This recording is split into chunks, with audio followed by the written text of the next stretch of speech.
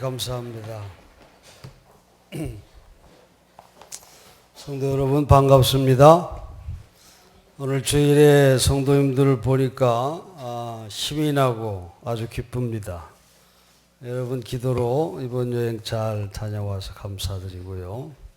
오늘 이 주일에도 주님의 은혜와 평강이 여러분 가운데 충만하기를 간절히 원합니다.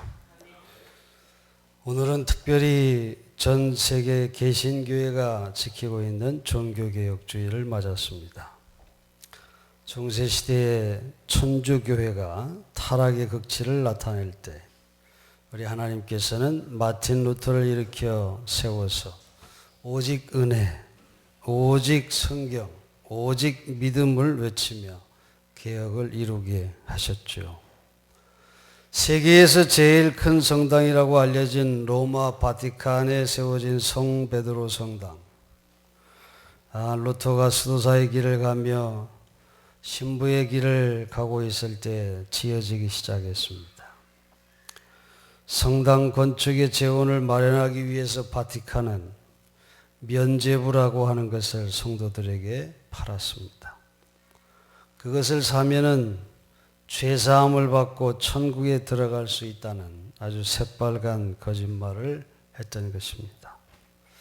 그래서 성도들은 없는 가운데도 자신의 것을 샀고 또 돌아가신 부모님의 것도 샀습니다. 돌아가신 부모님도 면죄부를 사면 죄사함을 받고 천국에 들어간다고 말했기 때문이죠.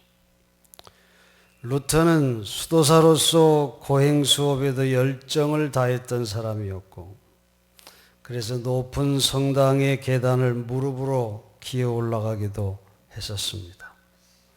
수도원 생활을 하면서 깊은 묵상의 훈련도 했습니다.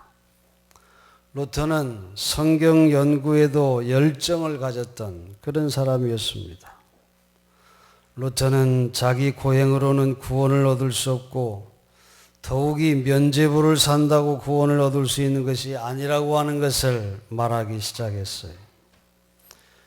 그 당시 신부의 전유물이던 성경을 만인의 손에 들려줘야 한다고 하는 것을 깨닫고 라틴어 성경을 번역해서 모든 성도들이 읽을 수 있는 일을 루터가 했습니다.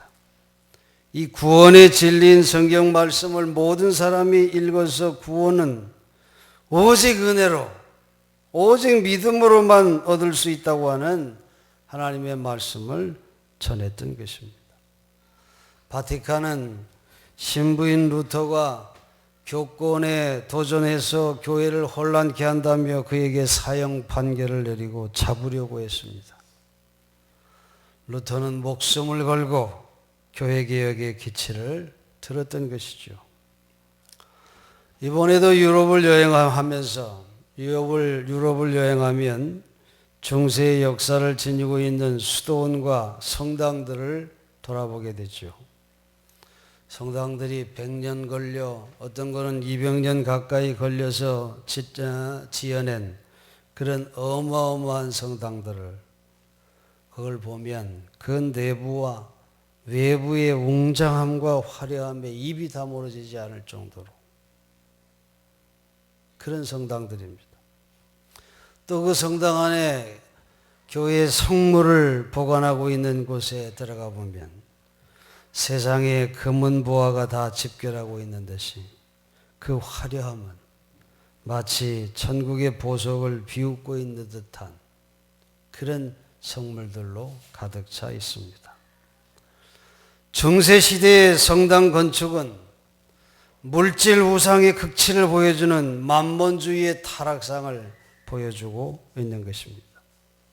상상을 초월하는 건축비는 물론이고 그 성당을 짓기 위해서 수많은 사람들의 노동을 착취하며 저들의 고통과 희생을 담보로 했던 그런 건축이었음을 우리가 알 수 있습니다.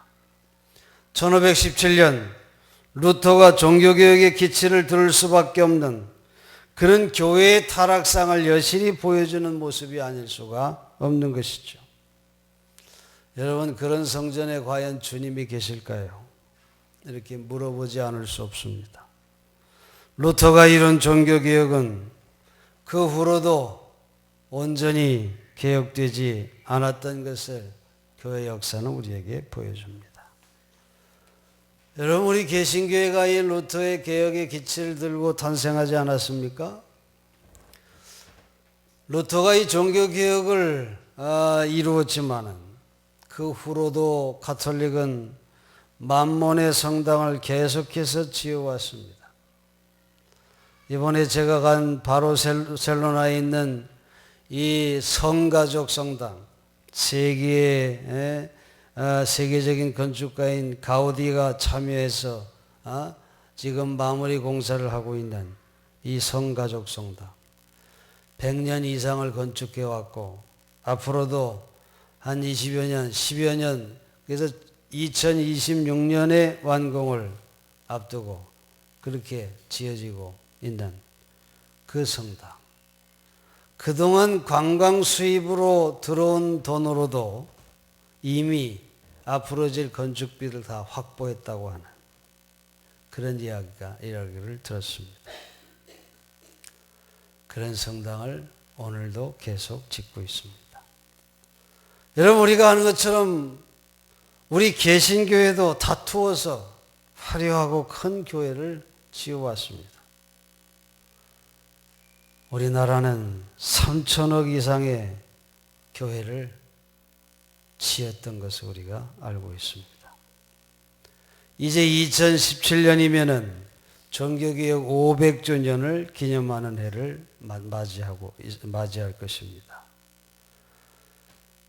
교회는 저마다 이 500주년을 기념해서 교회가 새로워져야 한다고 하는 소리들을 높여가고 있습니다. 하나님은 만몬의 우상에 빠져있는 한국교회를 결코 사랑하지 않을 것입니다.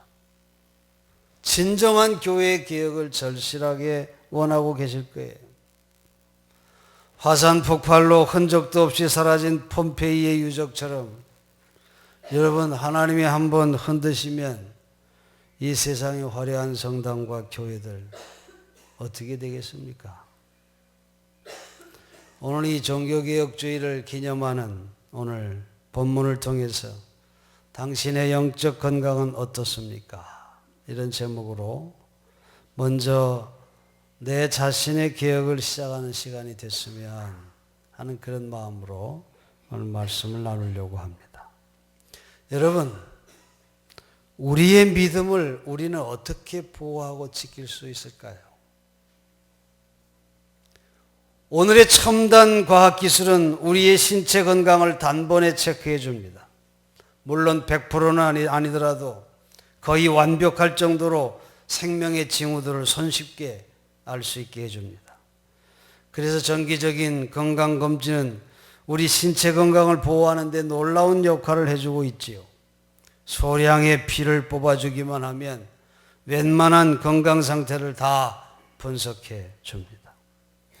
그런데 여러분, 우리의 영적 생명력의 징후들은 그렇게 쉽사리 관찰되고 분석될 수 없다고 하는 사실입니다.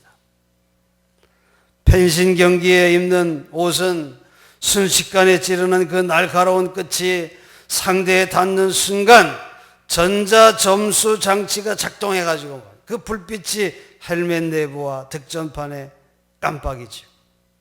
그래서 그걸 통해 체크할 수 있습니다. 그러나 여러분, 신앙생활의 걸음걸이를 측정하는 신앙의 감지장치는 없다는 것입니다. 신앙생활의 일거수일투족을 면밀히 관찰하고 분석할 수 있는 마이크로칩 가속도계라고 하는 것은 이 세상에 존재하지 않는다고 하는 것입니다. 여러분, 우리 인간의 존재는 하나님과 뗄래야 뗄 수 없이 긴밀히 연결되어 있다고 하는 이 사실, 여러분 그거 인정하고 계십니까? 우리가 하나님의 은총을 힘입지 않고는 그 어떤 첨단 기술도 우리의 영적인 건강을 진단할 수도 또 도움을 줄 수도 없다고 하는 사실, 그걸 우리가 알아야 합니다. 오늘 이 사도 바울은 한 절름발이 신앙으로부터 성숙한 신앙으로 옮겨가기 위해서는 하나님의 은총의 선물로 돌아가야 한다. 그걸 꼭 지켜라. 그렇게 디모데에게 호소하고 있습니다. 초대교회 성도들은 신기한 새로움보다는 옛것을 항상 선호했습니다. 로마인들이 새롭고 개선된 예배의식들의 흥미를 느꼈던 것과는 달리 바울은 그 조상들의 낡은 신앙을 언급하고 있습니다. 그리고 바울은 예수 그리스도의 은총을 천지창조 이전에 베풀어진 선물이라고 그렇게 부르고 있습니다. 그러므로 오늘 본문에서 바울은 이 은총의 선물을 지키라고 디모데에게 부탁하고 있는 것입니다. 이것은 우리의 영적 결함들을 탐지할 수 있는 방법이 하나님 주신 은총의 선물인 믿음을 지키고 있는가 그렇지 않는가에 있다고 하는 사실을 우리에게 말해주고 있다는 것입니다. 오늘 본문에서 바울이 디모데에게 간곡하게 호소하며 권면하는 것이 바로 네 디모데가 너에게 있는 거짓 없는 믿음, 그 믿음은 바로 외할머니와 어머니의 믿음으로부터 받은 것이라고, 그 믿음의 선물을 변함없이 충실히 지키기를 원한다고 그렇게 말씀하고 있는 것입니다. 절름발이 신앙을 탐지하기 위해서 우리는 우리의 외부보다는 우리의 내면에서 느껴지는 징후들에 민감해야 하는 것을 우리가 기억해야 합니다. 오늘 본문에서 바울이 가장 두드러지게 언급하는 두 가지 징후는 바로 비겁함과 부끄러움인 것을 우리가 알 수 있어요. 7절에 보면 하나님 우리에게 주신 것은 두려워하는 마음이 아니요 오직 능력과 사랑과 절제하는 마음이라 그렇게 말했는데, 여기 두려워하는 마음은 공포를 의미하는 단어가 아니라 비겁한 마음, 다시 말해서 소심해서 적극적으로 도덕적 전투와 영적 전쟁에 공격적으로 뛰어들지 못하고 회피하는 그런 마음, 그런 마음을 말하는 것입니다. 그리고 복음을 전함에 있어서 내가 지금 옥에 갇혀 있다고 해서 복음을 전하는 데 있어서 부끄러워하지 말라, 그런 말씀을 오늘 본문에 주고 있는데, 이 부끄러움은 비겁의 산물이지요. 절름발이 신앙은 고난당하려 하지 않는 비겁함에서 나타나는 것입니다. 남들의 따가운 시선과 또 비웃음, 배척 이런 것들을 두려워하고 기꺼이 인내하려 하지 않는 모습을 말하는 것입니다. 여러분, 성숙한 신앙은 오늘 본문에서 우리에게 보여주듯이 능력과 사랑과 절제가 있는 신앙이라고 말합니다. 이에 반해서 절름발이 신앙은 비겁하고 소심하고 부끄러워하고 낯을 붉히는 그런 신앙을 말하고 있는 거예요. 여러분의 신앙은 어떻습니까? 여러분의 신앙에서 이런 절름발이 신앙의 징후들은 없습니까? 사도 바울은 말합니다. 오직 하나님의 능력을 따라 복음과 함께 고난을 받으라, 그렇게 말하고 있어요. 예수는 그리스도이시며 살아계신 하나님의 부활하신 아들임을 믿습니다, 이런 고백을 하면서도 우리 기독교인들이 종종 그 고백을 남들 앞에서 큰 소리로 당당하게 말하지 못하고 왠지 모르게 부끄러워하면서 기어들어가는 목소리로 응얼거리려고 애쓴다고 하는 것, 참으로 이상한 일이 아닐 수가 없다는 것이죠. 여러분, 하나님을 신뢰하는 성숙한 신앙인이라면 적극적이고 힘이 넘치는 모습으로 아름다운 보아이니 믿음을, 하나님의 은총의 선물을 지켜가야 하는 것입니다. 여러분, 우리의 믿음을 지키기 위해서 우리는 영적 훈련에 게을리해서는 안 된다고 하는 것입니다. 우리에게 있는 잘못된 습관, 잘못된 풍습, 이런 것들을 고쳐야 합니다. 자기의 전 이해와 사회와 집단의 잘못된 전이해도 진리의 말씀을 알아듣지 못하게 막는 이유 가운데 하나인 것을 우리가 알 수 있어요. 너나 없이 죄다 잘못된 가치관을 하고 있다면 그 잘못된 가치 판단에서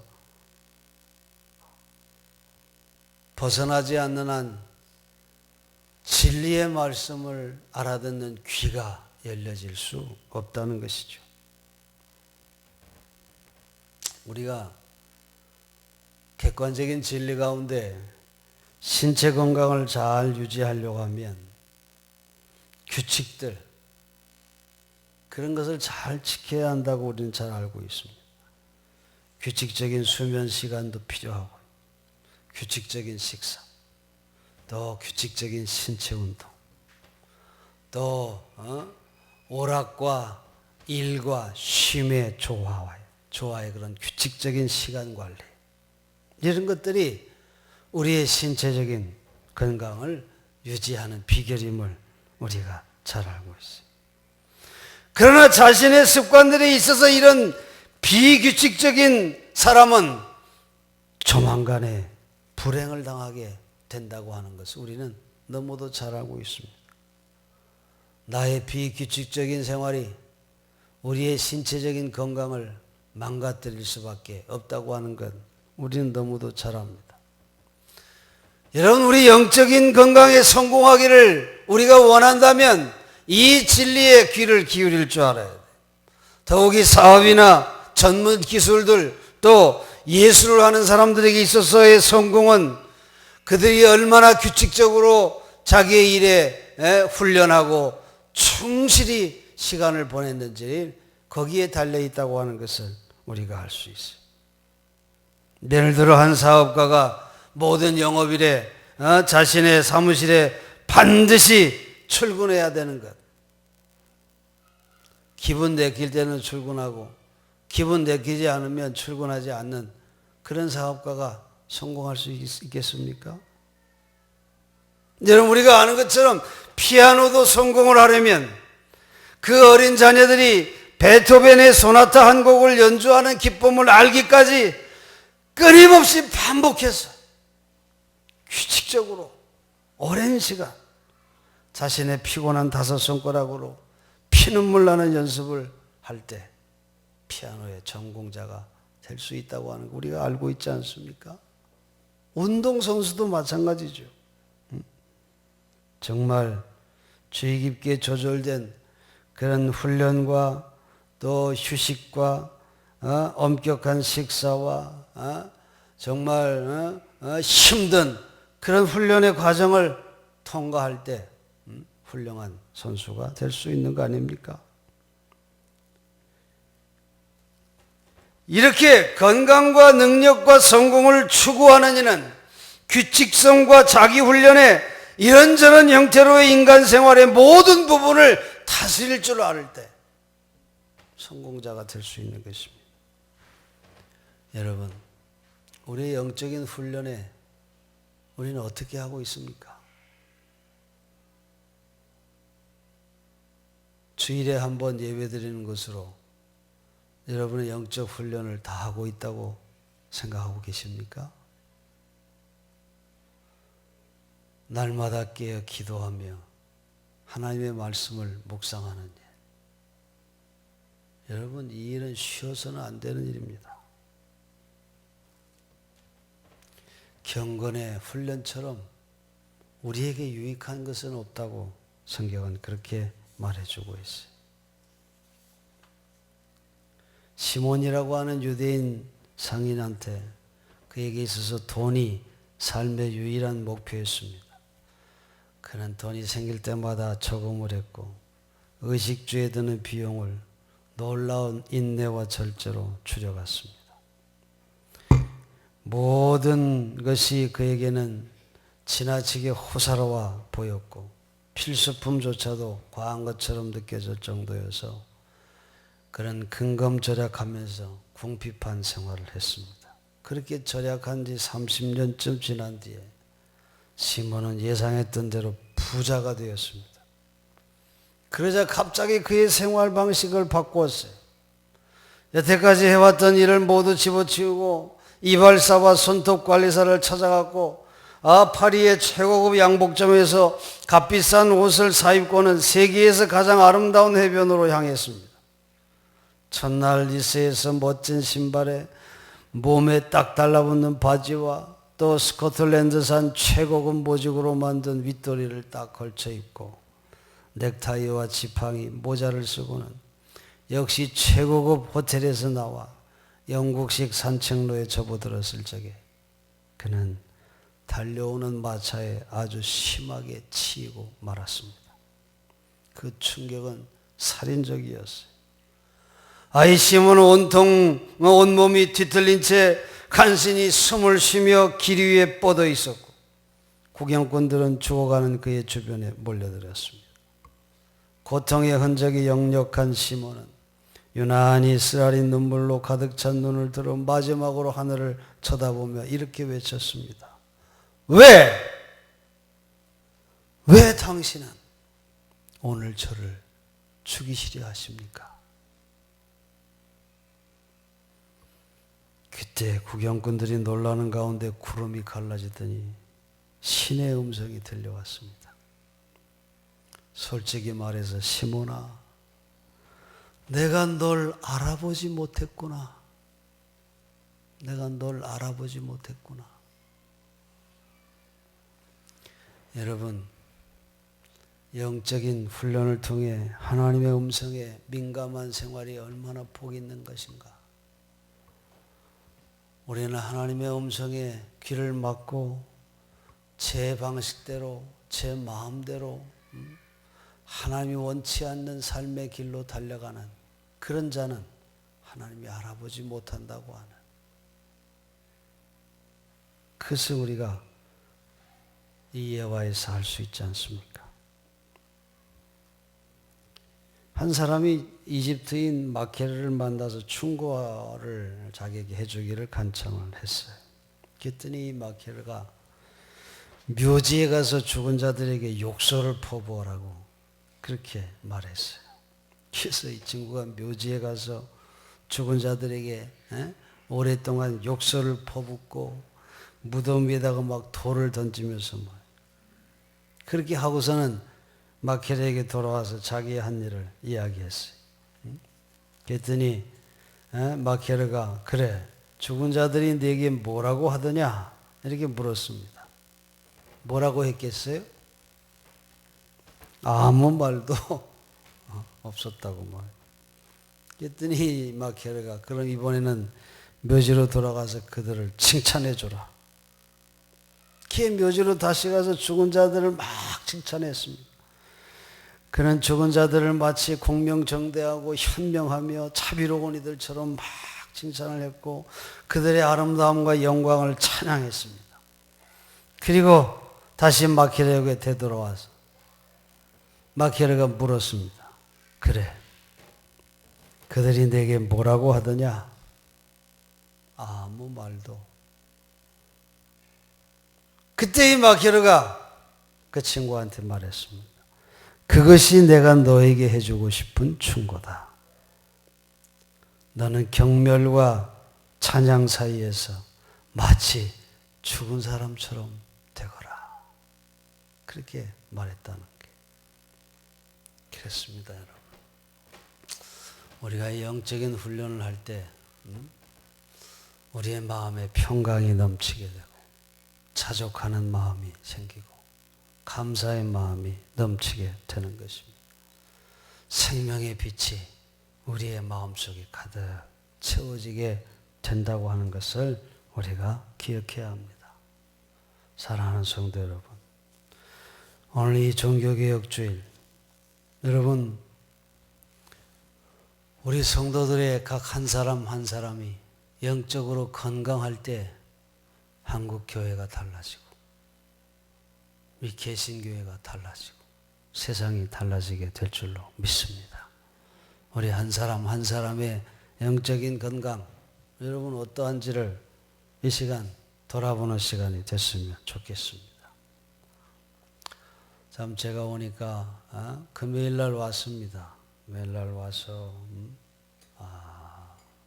뭐 거의 비행기가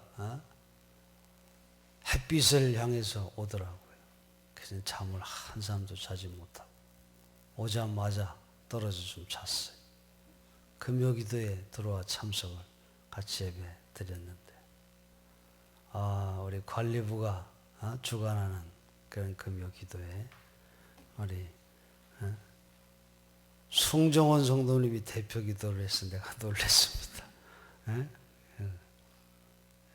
속으로는 이제 신앙생활 한 지 얼마 되지 않은 분인데 그렇게 대표 기도를 혹시 시켜가지고 마음에 상처를 받으면 어떤가 그런 걱정도 들었지만은 너무 은혜롭게 이렇게 기도를 그렇게 잘하는 걸 처음 봤어요. 초신자가 저렇게 기도 잘하는 거. 예? 그래. 응? 그리고 예배 시간 빠지지 않고 나왔어. 그렇게 하나님 말씀을 사모하면서 영적인 훈련에 힘쓰는 모습이 참 아름답게 보였습니다. 나가면서 송정원 성도님이 저한테 목사님 그동안 교회 이상 없었습니다.